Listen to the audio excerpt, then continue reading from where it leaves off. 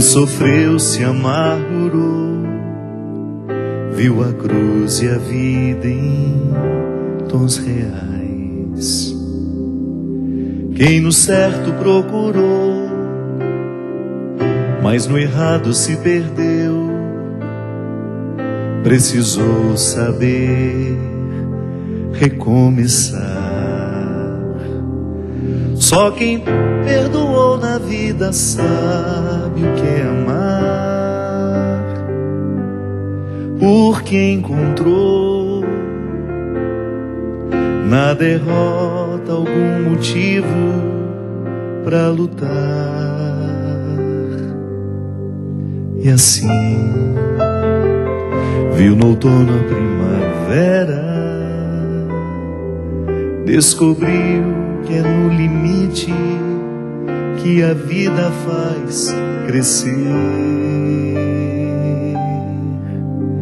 que o verso tem reverso, que o direito tem o avesso, que o de graça tem seu preço, que a vida tem contrários, que a saudade é um lugar que só chega quem amou, e o ódio é uma forma tão estranha de amar, que o perto tem distâncias, que o esquerdo tem direito, que a resposta tem pergunta e o problema solução, e que o amor começa aqui, no contrário que há em mim, e a sombra só existe quando brilha alguma luz. Só quem soube duvidar pôde enfim acreditar, viu sem ver e amor sem aprisionar. Quem no pouco se encontrou aprendeu a multiplicar, descobriu o dom de eternizar. Só quem perdoou na vida sabe o que é amar, porque aprendeu que o amor só é amor se já provou alguma dor. E assim viu grandeza na miséria, descobriu que é no limite que a vida faz crescer,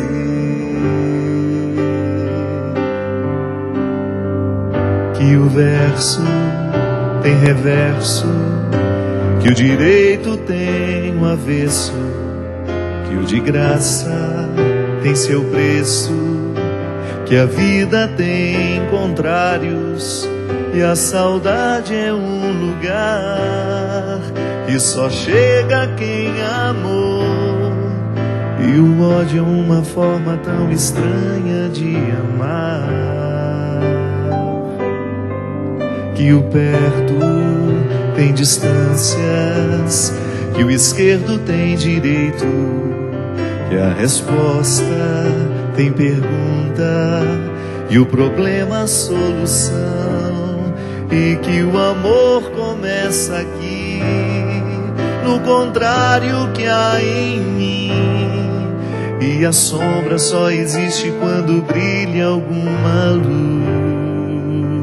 luz, que o verso tem reverso, que o direito tem o avesso, que o de graça tem seu preço, que a vida tem contrários, e a saudade é um lugar que só chega quem amou, e o ódio é uma forma tão estranha de amar,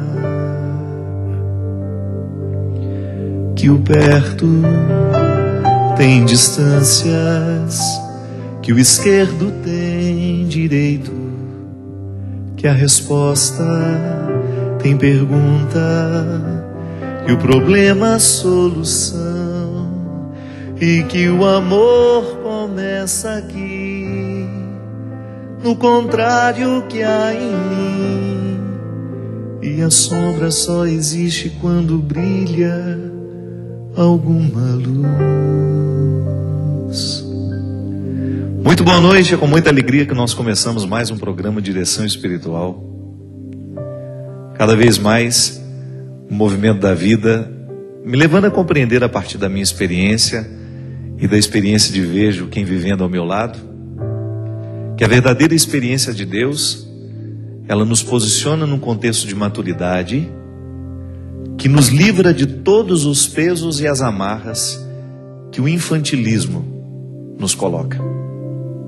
Já me explico. Muitas vezes nós alimentamos visões muito infantis a respeito da vida, do outro, até mesmo da nossa relação com Deus. Quantas vezes nós nos pegamos alimentando um jeito infantil de ser religioso? Que é quando a gente não tem maturidade suficiente para entender que Deus não vai fazer todas as nossas vontades, que não é próprio de quem ama realizar todas as vontades da criatura amada, porque isso significa retirar da criatura amada a oportunidade de crescer com as próprias dificuldades que são próprias da vida. Próprias dificuldades próprias da vida não, com as dificuldades que são próprias da vida. Que muitas vezes o nosso amor, ao invés de proteger, ele desprotege, porque ele infantiliza. Ele é muitas vezes marcado por faltar realidade, né, no amor. É igual a pessoa que está apaixonada, né? Ela não consegue ver a realidade. Uma mente apaixonada, uma mente que está muito envolvida com uma outra pessoa que acabou de chegar, é um perigo. É um perigo tomar decisões erradas. A paixão cega. Gosto sempre dessa diferenciação, né? A paixão é a antessala do amor. A gente só pode dizer que ama depois de ter apagado todos os fogos incendiários da paixão, porque eles são perigosos. O amor não. O amor é aquele sentimento que te deixa, continua apaixonado no sentido, né, pleno da palavra, no sentido de ter a paixão já dominada, mas o amor encaminhado.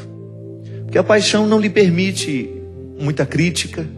Você não gosta nem que o outro coloque defeito naquele que você acabou de descobrir por quem você está apaixonado. Porque se você não descobre defeito, imagina se você vai admitir que o outro venha colocar. O amor não. O amor é quando nós já apagamos os fogos incendiários da paixão e a gente consegue olhar para o outro com realidade. Aí você percebe que ele tem defeitos, que ele tem qualidades, que ele tem virtudes, não é? Que ele é uma pessoa virtuosa, mas que ele é também uma pessoa limitada. E mesmo assim, olhando para o pacote completo, você decide que você quer viver esse relacionamento. Isso é um amor maduro. Dentro de uma concepção infantil, nós vamos acreditar que o amor não contempla defeitos, que o amor não contempla limites. São os mitos, né, que eu trato no meu livro Quem Me Roubou de Mim. O mito do amor romântico fez isso com a gente. A partir de histórias maravilhosas, né, de amores perfeitos, que passam por grandes dificuldades e que depois termina todo mundo feliz para sempre. Esse feliz para sempre, ele existe desde que você compreenda esse feliz para sempre como uma luta diária para que o contentamento de estar um com o outro nasça da luta, do empenho de fazer essa relação dar certo. Nós não temos o direito de pegar os contos de fadas e trazê-los para a nossa vida como se nós tivéssemos a obrigação de desempenhar os mesmos papéis daqueles que estão escritos na literatura. Não. E é por isso, minha gente, que eu gosto de frisar sempre que o contexto da religião tem de ser o contexto do amadurecimento humano. Nós não podemos dobrar os nossos joelhos no chão para rezar a Deus, esquecendo as nossas causas. Nós não temos o direito de viver uma mística que nos aliene, que nos impeça ou que nos prive de pensar as questões humanas. Nós não temos o direito de viver um relacionamento com Deus que não nos coloque na obrigação diária de olhar para aquilo que nós estamos vivendo, para aquilo que nós estamos escolhendo, para aquilo que nós estamos pensando. E dar uma limpada nesses excessos, né? Essa música fala justamente disso, essa que a gente acabou de cantar. Ela mostra os contrários da vida. Nada é só bom, nada é só ruim. O avesso tem seu lado direito. Um tecido, quando você olha para ele, você tem de pensar que existe um avesso que o sustenta, que é tão importante quanto o lado direito. De nada vale, né? Você fazer uma roupa bonita, com tecido de qualidade por fora, se você não dá a mesma qualidade ao tecido por dentro. É assim. A experiência humana é a mesma coisa.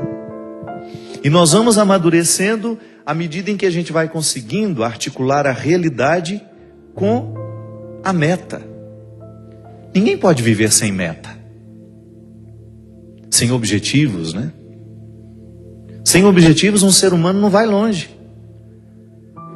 Mas o objetivo é sempre um fator que está ligado a um ideal. Eu quero isso para mim. Mas o que eu reconheço hoje ainda não me dá condições de viver a realização desse objetivo. Então aí você vai se colocar, se equalizar no tempo do empenho.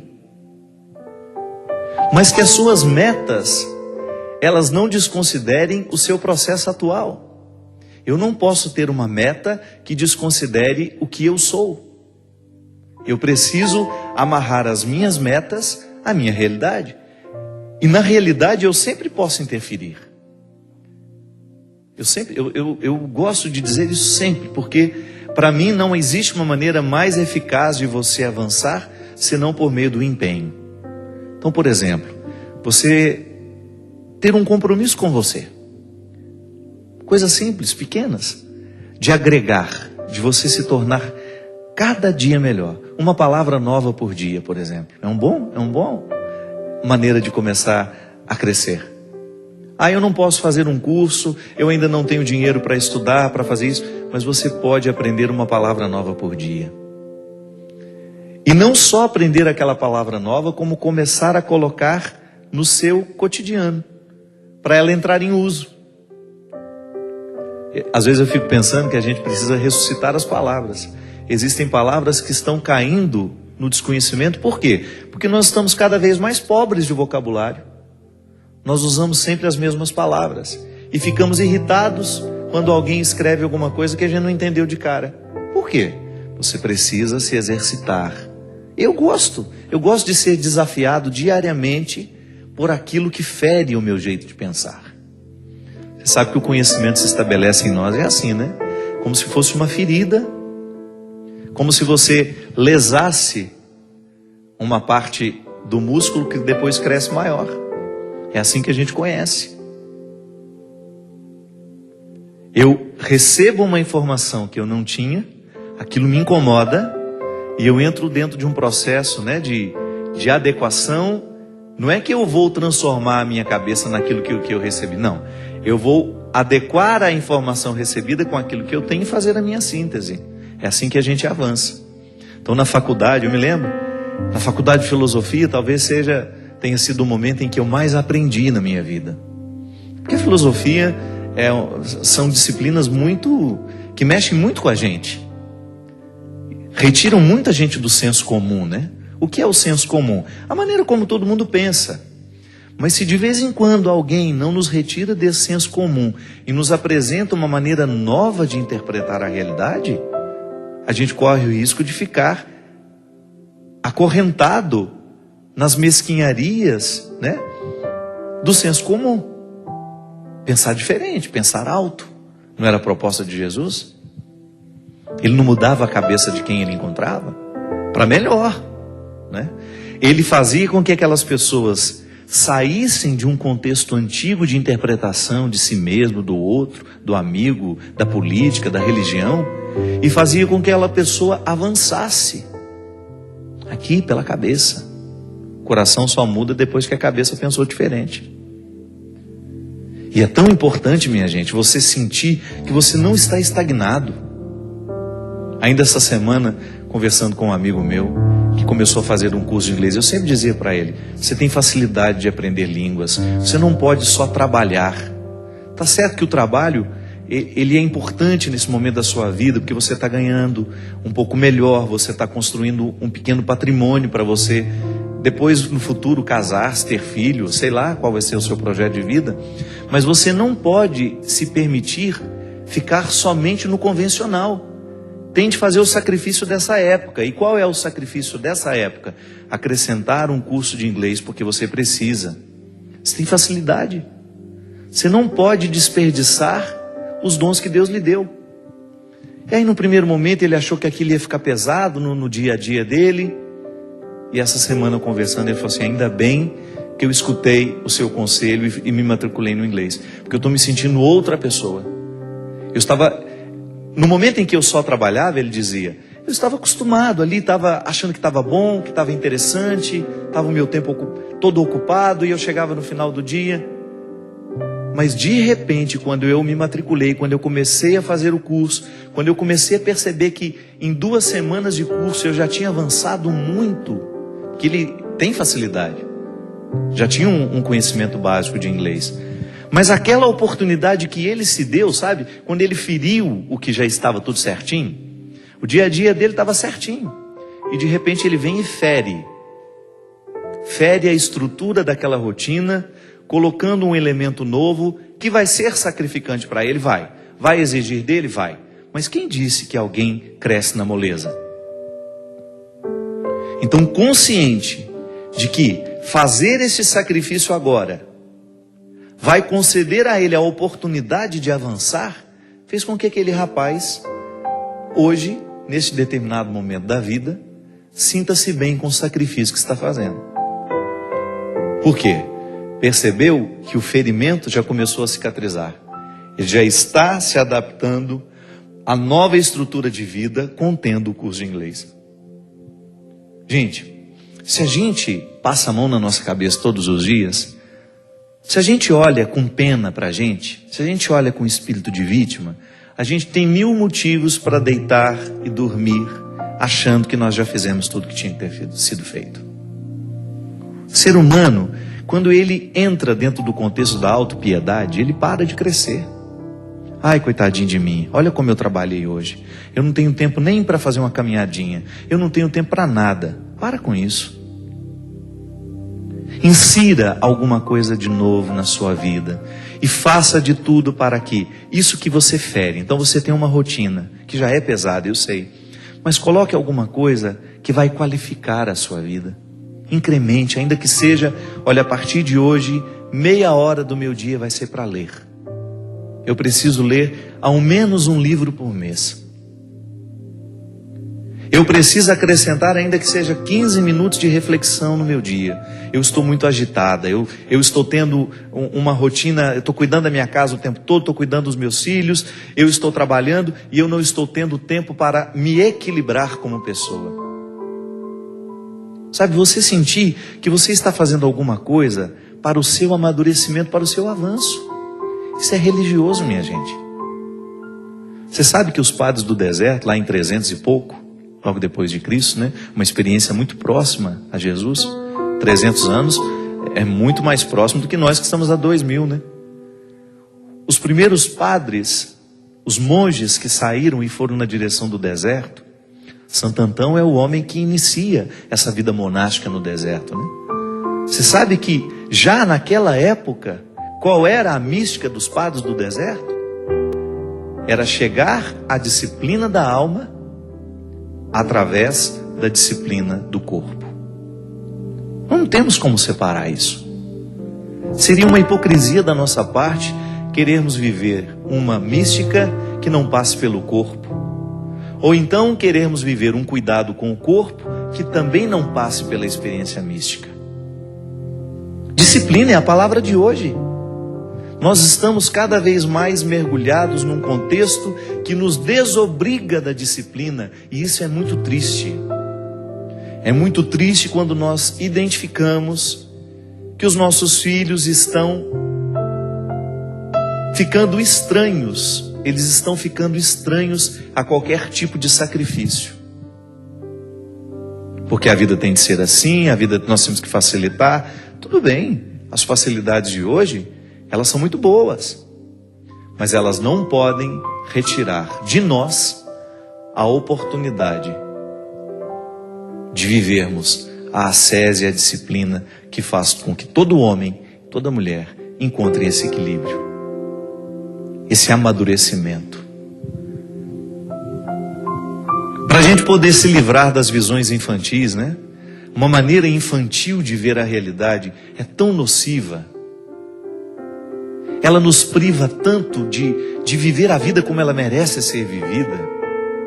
Primeira coisa é retirar essa história de que nós vamos ter uma vida feliz porque nós somos bons. Que nós vamos ter uma vida harmoniosa porque a gente fez isso, fez aquilo. Não, essa matemática não fecha. Coisas ruins acontecem com pessoas boas, coisas boas acontecem com pessoas ruins. E na hora que acontece, os bons precisam recrutar todos os elementos que o tornam bom, que os tornam bons, para que eles tenham condições de compreender a vida. Para a gente parar de chorar, sabe, o leite derramado, para a gente começar a olhar a vida com um pouco mais de coragem, com um pouco mais de disposição, com um pouco mais de maturidade. Ninguém nos prometeu que seria fácil. Ninguém nos prometeu que tudo aconteceria como a gente quer. Ninguém nos prometeu que os nossos amores seriam perfeitos. Ninguém nos prometeu que as pessoas não nos trairiam. Ninguém nos prometeu que nós não perderíamos as pessoas que nós amamos. Ninguém nos prometeu que nós não teríamos de lidar com os contrários. Viver dói. Viver é doloroso sempre. Mas é possível extrair uma satisfação de tudo isso. E para isso, o processo religioso. Para nos ajudar a entender isso. Sabe, é tão libertador quando nós entendemos que a vida é sagrada, mesmo quando acontecem coisas que não parecem ser sagradas. Que mesmo em meio a desgraças nós podemos dar um sentido religioso a tudo isso. Que nós podemos compreender todo este processo humano como um dom a ser administrado de maneira santa. Eu hoje quero receber a vida, quero lidar com essa vida com maturidade, porque eu a compreendo como um processo santo. É santo viver, é sagrado viver. E eu não tenho o direito de negligenciar essa sacralidade da vida com as minhas infantilidades. Sabe, então, jogar fora todo esse arsenal de infantilidade que muitas vezes nós levamos. Permitir que Deus retire dos nossos olhos esse óculos que muitas vezes nos faz ver uma realidade cheia de florzinha bonitinha, mas que não corresponde àquilo que é. Olhar o outro com verdade, sem as nossas expectativas. Muitas vezes os nossos encontros não são possíveis, os nossos amores não são possíveis, é porque não é que a gente ama o outro, a gente ama as expectativas que a gente tem do outro. Isso é cruel. Quando a gente joga sobre o outro todas as responsabilidades que nascem da nossa maneira infantil de ver a vida, de ver o mundo, de ver as pessoas. Deus nos amadurece para que a gente tenha condições de compreender este refrão, que o verso tem reverso, que o direito tem um avesso, que o de graça tem seu preço, que a vida tem contrários. Mas mesmo nesses contrários, a gente pode ser muito, muito, muito harmonioso. E que a grandeza de uma alma depende justamente da capacidade que essa alma tem de reconciliar os contrários dentro de si. A gente vai para um rápido intervalo e a gente volta já já com o programa Direção Espiritual.